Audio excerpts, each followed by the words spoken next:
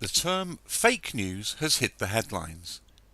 These are fabricated news stories pretending to be real and often shared on social media. A recent study shows that 62% of American adults get their news from social media, so their impact can be considerable. Fake news has been credited with helping Donald Trump win the presidential election, as many such stories circulated attacking his opponent, Hillary Clinton. These stories can have devastating consequences. Recently, a gunman opened fire on a pizzeria in Washington, D.C., USA, after reading fake stories which suggested that there was a child sex ring operating there. It was claimed that the ring had connections to the Clintons and the Democratic Party. The restaurant's owner, staff, and even bands who have played there have received threats and abuse on social media from those who still believe the allegations.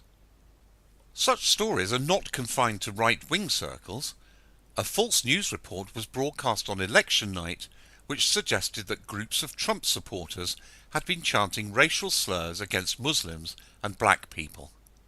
Other recent examples have included the killer clowns phenomena, where fake stories of sinister clowns following or attacking people caused panic in many states across the US.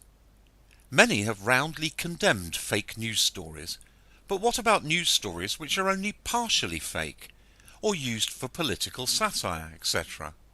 Some sites, like Newsthump, use exaggerated stories to lampoon politicians, following a satirical tradition going back hundreds of years.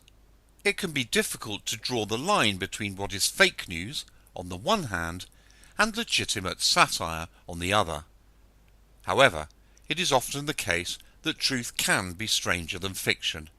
Can you decide which of these three stories are fake? Kim Jong-un voted sexiest man alive. Donald Trump appears in McDonald's advert with Grimace the Purple Blob. Neil Armstrong is convinced the moon landing was fake.